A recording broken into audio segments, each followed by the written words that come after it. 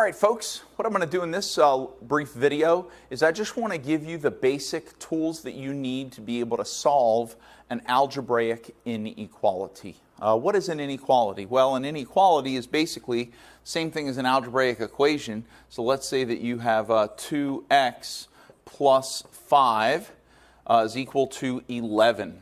Okay? Now, this is an algebraic equation. And it's an equation because it has an equal sign. An inequality, on the other hand, has an inequality sign. And there are 4 inequality signs that we typically deal with. There's less than or equal to, greater than, and greater than or equal to. So we could see any one of these 4 symbols right here instead of the equal sign. So let's say that we see the symbol, say we have 2x plus 5 is greater than 11.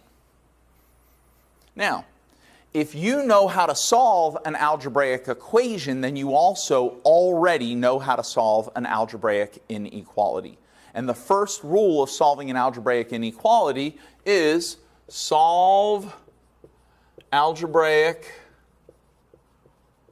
inequalities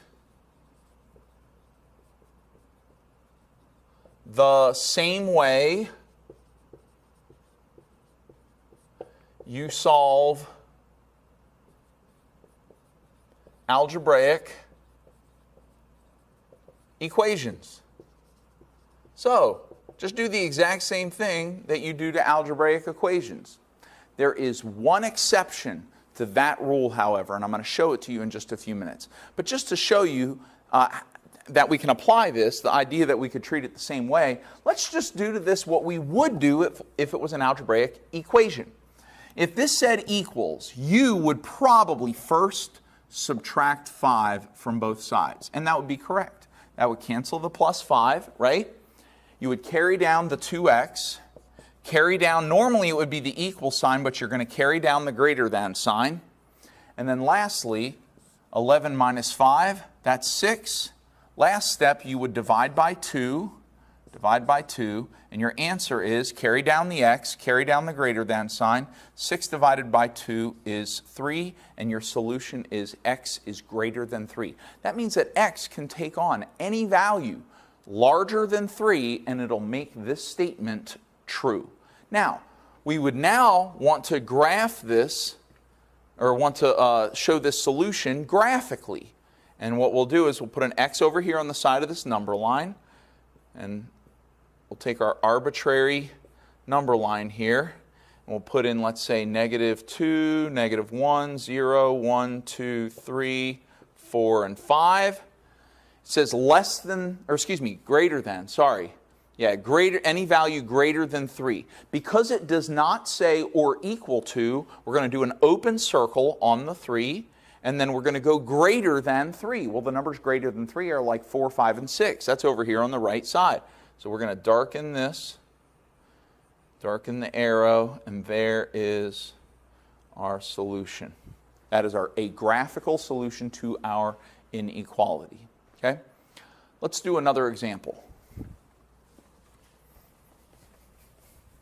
So let's say that we have 3x plus 7 is less than or equal to 5x minus 6. Minus 5x, or is less than or equal to 5x minus 6. All right? So the first thing I like to do is I like to put together all of my like terms, my x variables, right? So I've got a 3x on the left and a 5x on the right. So let's subtract 5x over here, and we'll subtract 5x over here. So over here, 3x minus 5x is negative 2x. Carry down the plus 7, and then less than or equal to, this 5x cancels, and we'll carry down the negative 6. Right? Now, we're going to subtract 7 here, subtract 7 here. That's going to cancel the 7, carry down the negative 2x, less than or equal to. Negative 6 minus 7 is negative 13. Here's where I'm going to tell you about the one exception to this rule over here about just doing the same thing as you would do in an equation. To finish up the solution here, what we would do is divide by -2 on both sides. All right, so here's the extra rule. When you're solving an algebraic inequality, if you ever at any time divide or multiply by a negative number, you have to flip this sign over. If it's a less than sign, it has to become a greater than sign. Okay, so I'm going to write that over here. If you multiply or divide by a negative number, really, you could also be multiplying or dividing by a negative letter. That's fine too if you have multiple letters and variables in the equation. By a negative number, then switch, okay, or I should say reverse, then you should reverse the inequality sign. The inequality sign. All right? So here's what I mean by that. We're dividing by -2, so we're going to cancel the -2, carry down the x. This less than or equal to is now going to become a greater than or equal to because we divided by a negative value. -13 divided by -2, a negative divided by a negative becomes a positive, and so now our answer is 13/2. Now this fraction is not reducible, but we're still going to graph it, and I'm going to show you how we're going to graph it. So our solution is x is greater than or equal to 13/2. So we're going to draw a number line. We're going to say that it's x. We're going to put hash marks on it. So this is our arbitrary number line. There's a couple different ways that you can graph a fraction on a number line. Remember, this is arbitrary. You could, let's say, put 10/2, which is 5. 10 divided by 2 is 5. Then you could put 11/2. Then this would be 12/2. 12 divided by 2 is 6. Then you could put 13/2. Then 14/2, which is 7. Then 15/2. 16/2, which is 8. Then 17/2. 18/2, which is 9. And then 19/2. Okay? And then we can put our closed circle at 13/2. And then we're going to go greater than or equal to. Well, we did the closed circle, so that's or equal to. So greater than means we're going to shade over to the right. And that is our solution to this problem right here. The second way that you could graph this is you could start with your number line. And we know that 13/2 is between 6 and 7. So we could go, say, 4, 5, 6, 7, 8. Then we could go between 6 and 7, and 13/2 is halfway between 6 and 7. So we can draw a line there, call it 13/2, then put a closed circle, and then we can shade it in. And that is our solution. Both of these would be correct. Because I'm using an arbitrary number line and I'm allowing you to write in the numbers, your answer and the answer of the student next to you could be different. In fact, every single person in the room could have a completely different graph appearance, other than the fact that the arrow should be going to the right and there should be a closed circle. Okay, but you're deciding what numbers to put at the hash marks. And you have to be accurate in that. If you start using a particular method, you got to make sure that where you put the dot and where you draw the arrow is consistent with with the numbers that you have put on there. Okay? All right, so that was an example of how, if you multiply or divide by a negative number, you have to reverse the inequality symbol. Okay? I'm going to show you another interesting, sort of a helpful tip when dealing with inequalities. Sometimes when students face a particular kind of inequality, they get a little confused. Let's say we see this. I'm not going to use 7. 7 looks too much like a greater than symbol. Let's say 8, and we'll see this. We'll say 8 is less than or equal to x. This I recommend that you fix this, change this. Don't leave this as 8 is less than or equal to x, okay?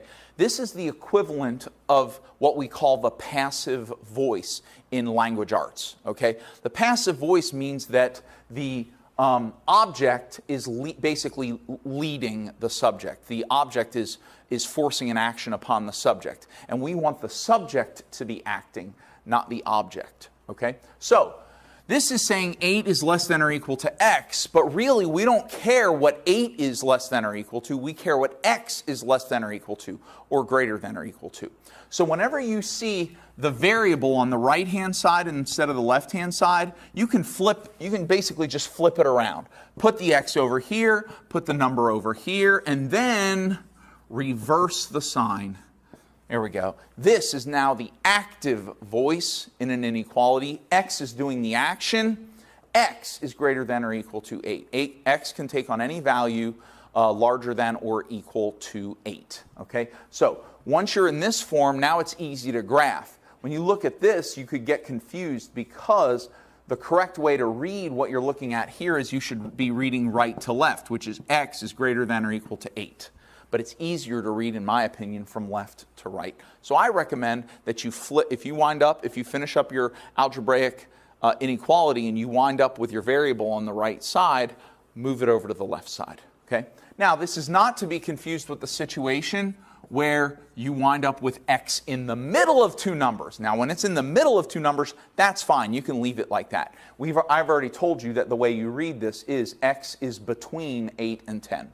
Right? In this case, it's inclusive. It includes 8 and 10 because of the or equal to portion of the symbol. Okay? All right, I want to show you one more thing that I wanted to show you the other day. What I gave you some problems that look like this. Let's say that we have 4 minus 3x plus 5 over 2. And let's say that this is less than, let's say it's less than x minus 3. Let's say less than x minus 3, okay? And here's what I want to show you. This is fine. We got multiple x's. We know that we can combine them into a single term eventually. But let me show you the warning here. Whenever you have a fraction, some people might call it rational, but to me, rational means it has an x on the bottom. But this is a fraction portion, and we're subtracting the fraction. We're subtracting the fraction, and here's what's worse, is the numerator of that fraction has addition or subtraction in it. We have 3x plus 5 in the numerator. Here's the warning that I have for you. Whenever you subtract a fraction, that minus right there has to be distributed into the numerator. It has to be distributed to the 3x, and it has to be distributed to the 5. Okay? So here's what I'm going to recommend that you do when you see a situation like this. I recommend that you put parentheses around the numerator. And now do everything that you would do with the parentheses around the numerator, and then later, when you have to distribute that negative, the parentheses will remind you to distribute the negative. Now, how would I approach this particular equation? What would you do first? I want to get rid of this 2 in the denominator. I want to get rid of the fraction. I hate fractions, honestly. So I want to get rid of the 2 in the denominator. How do I get rid of a denominator? Well, I said in a previous video that we multiply by the denominator all the way through the entire inequality, while the other day I said through the equation. Now it's an inequality. If we multiply by 2 all the way through the inequality, it'll cancel out the denominator of that fraction, and we won't have any fractions anymore. So I'm going to put big brackets here, and I'm going to multiply by 2. Over on this side, I'm going to multiply that whole thing by 2. Now here, I got to distribute here, and I have to distribute over here. 2 times 4, that's 8. 2 times this fraction, all that's going to do is cancel the denominator. So I'm going to bring down the minus, bring down this 3x plus 5 in the parentheses, carry down the less than symbol. Now I'm going to distribute this 2 to the x and to the negative 3. So 2 times x is 2x, 2 times negative 3 is negative 6. All right, now no fractions. I'm a little bit happier. But I do have these parentheses, and I think now is a good time to distribute this negative in here. I'm doing minus 3x and minus 5. So this is now going to become 8 minus 3x and minus 5 is less than 2x minus 6. Before I do anything else to cancel things or move stuff around, I want you to notice that I have two like terms. I have this positive 8 and I have this negative 5. Neither one of those has a variable in it. They are both constant terms. And so before I do any more algebra, I can combine those like terms because they're on the same side of the inequality. 8 minus 5, that's 3. 8 minus 5, that's 3. So what I have now is I have 3 and then minus 3x less than 2x minus 6. Now here, see this minus 3x? I want to put the x's together. The like term x's, I want to combine those. So I'm going to add 3x here. I'm going to add 3x here. That's going to cancel on this side. Carry down the 3 is less than 2x plus 3x. Well, that's 5x. Then I got a minus 6. Now, I want to get this x by itself. Let's get rid of this minus 6. So I'll apply an additive inverse, plus 6. Additive inverse on the left side, plus 6. It's going to cancel the left. 3 plus 6, that's 9, less than 5x. Okay? Last step here, kind of. I'm going to divide by 5. That's a multiplicative inverse on the left. Divide by 5 on the right. Divide by 5 on the right. Divide by 5 on the left. That'll cancel the 5 over here. What I now have is 9/5. Let's go over here. 9/5 is less than x. But this is in the passive voice. I don't like this. I don't want to start with 9/5 less than x. I want to start by saying x. So I'm going to put the x on the left, put the 9/5 on the right, and switch around my symbol. So now I have x is greater than 9/5, which can now be graphed. Draw an arbitrary number line here. Now 9/5, you got to kind of think about what this is equal to. 5 goes into 9 only one time with a little bit, well, with a bunch left over, with 4 left over. So that means that this number is larger than 1, but it's smaller than 2, because 5 will not go into 9 twice. So this number is between 1 and 2. So what I'll do here is I'll go -1, 0, 1, 2, 3. And 9/5 is closer to 2 than it is to 1. So I'll go over here to the 2, kind of close to it. I'll put a 9/5. It's an open circle because the symbol does not have an or equal to. So I'll put an open circle on here. And my values are going to be greater than 9/5. Greater is to the right. So I'll shade in here to the right with an arrow. That's really messy, but it's working. There we go. And there's my solution to this equation. Okay? All right, so I hope this helped you a good bit, how to solve algebraic inequalities and then how to graph that solution. There's going to be a bunch of problems that I think you should practice a lot so that you can get really good at this. You should also be able to do it with fractional elements of the inequality. It's solved the same way that you solve algebraic equations, with the only exception that anytime you multiply or divide by a negative number, you have to switch the inequality sign around. Okay? All right, I'll see you in the next video where I explain how to solve between inequalities.